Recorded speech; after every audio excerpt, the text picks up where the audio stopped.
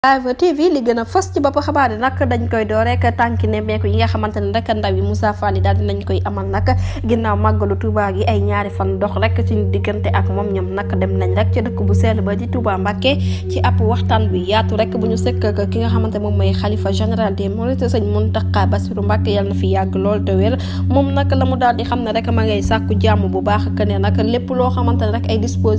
ay dispositif la pour màggal gi jaar yoon rek pare nañ pour def ko moom nag la mu daal di xam ne rek moo di ci dëkk bu sell bi di Touba nag du ñu may kenn rek mu fay def ay ñaawteef wala mu ko fay wax ba tax na nag jamono ji sécurité bi nag daal dinañ koy renforcer ba mu baax moom nag la mu daal di xam ne rek mooy bésab Serigne Touba nag du bésu n'importe qui bu ko ku ko nar a yàq rek yow si sa bopp rek yow yaay yàqu jamono ji nag ma ngay ñaanal bu baax xalifa général des mourides Serigne Mountakha mu yàgg fi lool te wér di ko wan carrément que nag lépp loo xamante ne rek ay mesures lañ woon rek ñoom jël nañ ko ba noppi rek fas dina leen a gungal ci màggal gi waaye nag mu ngi koy ñaanal TV ki nga xamante ne nag moom mooy njiital Dakar Matin Pape Alé Niang daal dina yëkkati ay kàddu ginnaaw bu mu gisee ne rek ndaw ki nga xamante ne nag ñoom ñooy Moussa Fall yi dañoo demoon rek ci xalifa général des mourides dalal xelam naan ko màggal gi kenn du ko yàq moom nag laaj bi samp jamono ji moo di ñaata màggal lañ fi def rek te kenn musul wax ay waxi yàq lu fi indi nag ay waxu yàq nañ bàyyi seen tappale gi rek te bàyyi yëfi caaxaan yi nga xamante ne rek moom lañ nekkee ki xam ne mbir mu nu mel nag di Pape Alé Niang leen